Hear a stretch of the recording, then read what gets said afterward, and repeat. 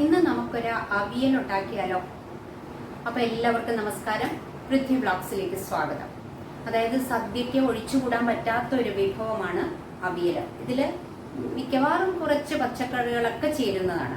അപ്പോൾ നമ്മൾ പച്ചക്കറികളെല്ലാം തന്നെ നമ്മളുടെ ആരോഗ്യത്തിന് നല്ലതുമാണ്. അപ്പോൾ അതുകൊണ്ട് തന്നെ അവിയൽ കഴിക്കുന്നത് വളരെ നല്ലതാണ്. എനിക്ക് വളരെ പ്രിയപ്പെട്ട ഒരു വിഭവമാണ് അവിയൽ. അപ്പോൾ എങ്ങനെയാണ് ഞാൻ ഉണ്ടാക്കുന്നതെന്ന് കാണിച്ചു തരാം. അപ്പോൾ ആദ്യം തന്നെ ഇതിന് പച്ചക്കറികളെല്ലാം കട്ട് ചെയ്ത് വെക്കണം. അത് നീളത്തിലാണ് കട്ട് ചെയ്ത് വെക്കേണ്ടത്. അപ്പോൾ അതെന്തൊക്കെയാണ് ഞാൻ എടുത്തിരിക്കുന്നത്, എങ്ങനെയാണ് ചെയ്തിരിക്കുന്നത് എന്നെല്ലാം കാണിച്ചു തരാം. ഇവിടെ ഞാൻ അവിയലിന് ആവശ്യമായ കഷ്ണങ്ങൾ എടുത്തിട്ടുണ്ട്. അതായത് ചേന, വെള്ളരിക്ക, പടവലങ്ങ, ക്യാരറ്റ്, അച്ചിങ്ങാപ്പയർ, പിന്നെ പച്ചമുളക്. അത് ഞാൻ കുറച്ചെടുത്തേ ഉള്ളൂ, നമ്മളുടെ എരിവിന് ആവശ്യമുള്ള പച്ചമുളക്. പിന്നെ നമ്മുടെ മുരിങ്ങാക്കായ. ഇത്രയാണ് എടുത്തിരിക്കുന്നത്. ഇതൊരു ചെറിയ ഏത്തക്കായ നീളത്തിലരിഞ്ഞ് വെള്ളത്തിലിട്ട് വെച്ചേക്കുന്നതാണ്, കറ പോകാനായിട്ടാണ്. ഇത് വഴുതനങ്ങ നീളത്തിലരിഞ്ഞ് വെള്ളത്തിലിട്ട് വെച്ചേക്കാണ്. ഇതിനും ചെറിയ തോതിൽ കറയുണ്ടാവും. അപ്പോൾ കറയുള്ള പച്ചക്കറി ഏതാണെന്ന് വെച്ചാൽ അത് നമ്മൾ വെള്ളത്തിലിട്ട് വെച്ച് അതിൻ്റെ കറ കളഞ്ഞ് 3-4 വട്ടം കഴുകിയെടുക്കണം. ഇനി നമുക്ക് നമ്മുടെ സ്റ്റൗ ഓൺ ചെയ്ത് പാത്രം, അത് അവിയൽ വെക്കുന്ന പാത്രം എന്താണെന്ന് വെച്ച് കഴിഞ്ഞാൽ ഉരുളിയിൽ വെക്കാം, പിന്നെ മൺചട്ടിയിൽ വെക്കാം, അല്ലാതെ നോൺ സ്റ്റിക്ക് പാനിലും ഒക്കെ വെക്കാം. അപ്പോൾ ഞാനിവിടെ എടുത്തിരിക്കുന്ന ഒരു മൺചട്ടിയാണ്.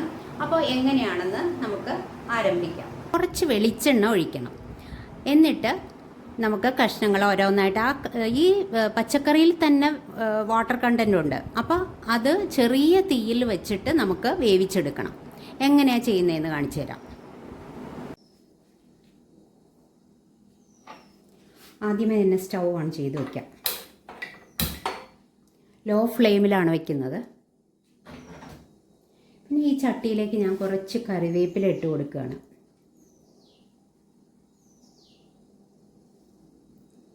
ഇനി കുറച്ച് വെളിച്ചെണ്ണ കൂടി ഒഴിച്ചു കൊടുക്കണം. കുറച്ച് മതി, 1 ടീസ്പൂണൊക്കെ മതിയാവും. ഇനി ആദ്യം തന്നെ നമ്മൾ കഴുകി വൃത്തിയാക്കി വെച്ചിരിക്കുന്ന ചേന കഷ്ണങ്ങൾ ഇട്ട് കൊടുക്കണം. ചേനയ്ക്കാണ് കുറച്ച് വേവാനായിട്ട് താമസം വരുന്നത്. ഏറ്റവും അടിയിൽ ചേന ഇട്ട് കൊടുക്കാം. അടുത്തതായിട്ട് നമുക്ക് വെള്ളരിക്കയാണ് ഞാനിവിടെ കട്ട് ചെയ്ത് വെച്ചിരിക്കുന്നത്, അതിട്ട് കൊടുക്കാം. അതിന് മുകളിലായിട്ട് പടവലങ്ങ ഇട്ട് കൊടുക്കാം. എല്ലാം തൽക്കാലം നമുക്ക് ഇതൊന്ന് അടച്ചു വയ്ക്കാം. ഒന്ന് ആവി കയറി വരട്ടെ, എന്നിട്ട് നമുക്ക് മറ്റുള്ള കഷ്ണങ്ങളൊക്കെ ഇട്ട് കൊടുക്കാം.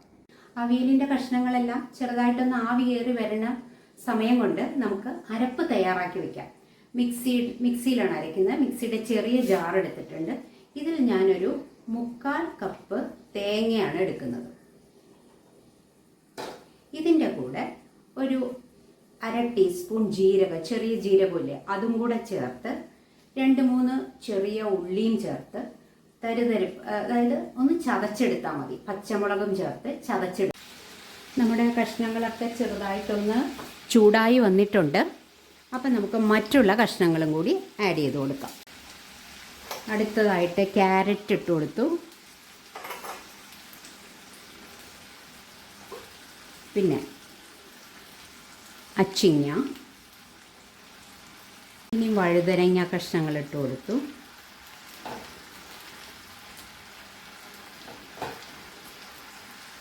അടുത്തതായിട്ട് ഏത്തക്കായിൻ്റെ കഷ്ണങ്ങൾ ഇട്ട് കൊടുത്തു. ഇനി ഒന്ന് അടച്ചു വെച്ചേക്കാം. ലോ ഫ്ലെയിമിലാണ് ഇട്ടിരിക്കുന്നത്. ഇടയ്ക്കൊന്ന് ഇളക്കി കൊടുക്കണം, നല്ലതാണ്. കാരണം എന്താ വെച്ചാൽ നമ്മൾ വെള്ളമൊന്നും ചേർത്തിട്ടില്ല. അപ്പം അടിയിലങ്ങ് കരിഞ്ഞു പിടിക്കാനുള്ള സാധ്യതയുണ്ട്. അപ്പം അതുകൊണ്ട് നമ്മൾ പതുക്കെ ഒന്ന് ഇളക്കി കൊടുക്കണം.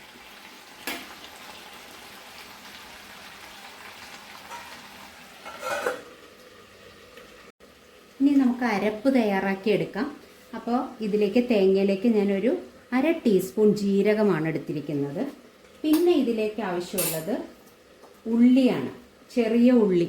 ഇത് ഞാൻ 2 എണ്ണം എടുത്തിട്ടുണ്ട്, കട്ട് ചെയ്തെടുത്തേക്കുക.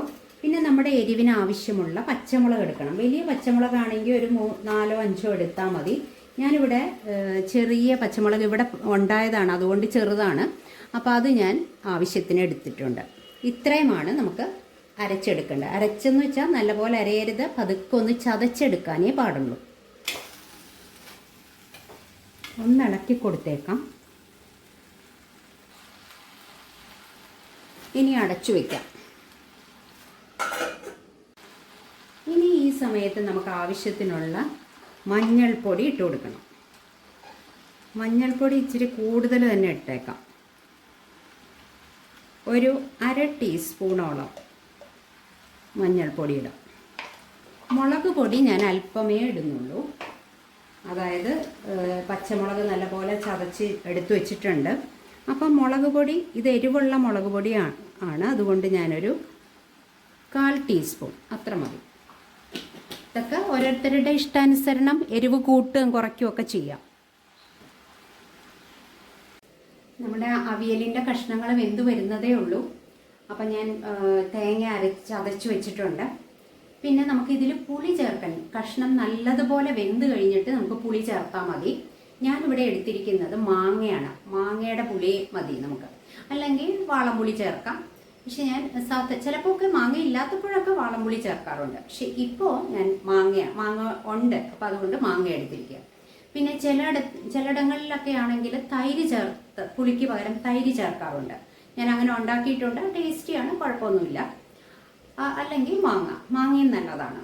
അപ്പോൾ കഷ്ണം നല്ലപോലെ വെന്ത് കഴിഞ്ഞിട്ട് നമ്മൾ മാങ്ങ ഇടുന്നുള്ളൂ. ഒന്ന് ഇളക്കി നോക്കാം.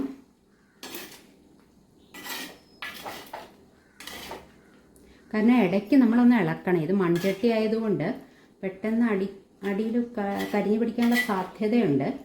അതുകൊണ്ട് അപ്പം ഞാനൊരു അല്പം വെള്ളവും കൂടി ഒന്ന് ഒഴിച്ചു കൊടുക്കാൻ പോവുകയാണ്. അല്പമേ ഒഴിക്കുന്നുള്ളൂ.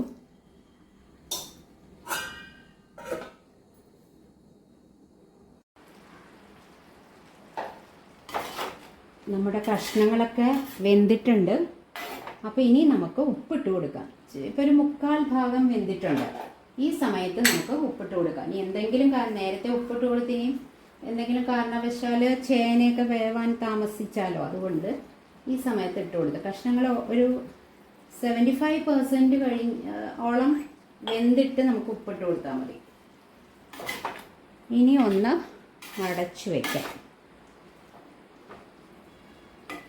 അല്പം ഞാൻ വെള്ളം ഒഴിച്ചു കൊടുത്തിട്ടുണ്ടായിരുന്നു.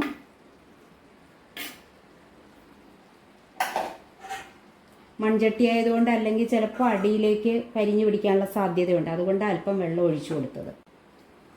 ഇനി നമുക്ക് മാങ്ങ കഷ്ണങ്ങൾ ഇട്ട് കൊടുക്കാം. ഇത്രയാണ് ഞാൻ ഇടുന്നത്.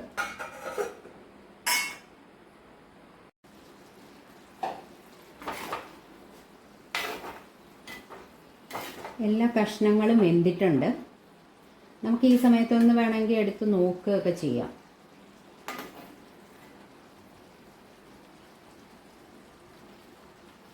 വെന്തിട്ടുണ്ട് എന്നുവെച്ചാൽ വെന്ത് ഉടഞ്ഞങ്ങ് കലങ്ങിയൊന്നും പോകരുത്. പാകത്തിന് വേവേ പാടുള്ളൂ.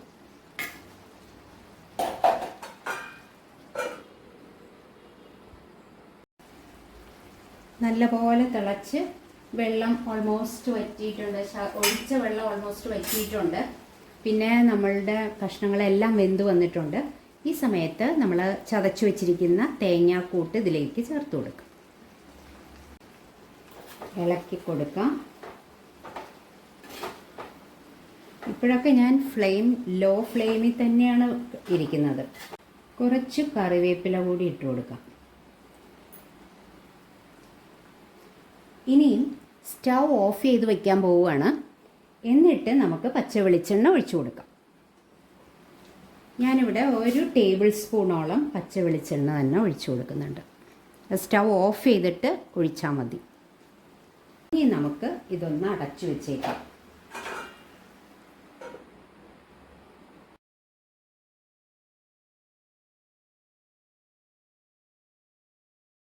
നമ്മുടെ അവിയൽ ഇവിടെ തയ്യാറായി വന്നിട്ടുണ്ട്. ഞാൻ നോക്കി, ഉപ്പ്, എരിവ് എല്ലാം നോക്കി, വളരെ കറക്റ്റാണ്. ഇനി ഒന്നും ആഡ് ചെയ്യേണ്ട ആവശ്യമില്ല.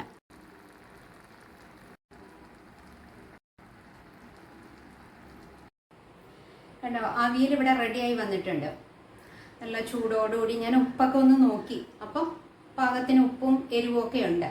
പിന്നെ ഉപ്പും എരിവും ഒക്കെ നമ്മളുടെ ഓരോരുത്തരുടെയും ഇഷ്ടം അനുസരിച്ച് നമുക്ക് ചേർത്ത് കൊടുക്കാം. അപ്പോൾ നിങ്ങൾക്ക് ഇഷ്ടപ്പെട്ടെങ്കിൽ നിങ്ങളും ഇതുപോലെ തന്നെ ഒന്ന് ഉണ്ടാക്കി നോക്കൂ. ഓണത്തിന് തന്നെ നിങ്ങൾക്ക് ഇതുപോലത്തെ ഒരു അവിയൽ ഉണ്ടാക്കാം. അപ്പോൾ നിങ്ങളുടെ ഫീഡ്ബാക്ക് എന്നെ അറിയിക്കാൻ മറക്കണ്ട. Thank you for watching. By.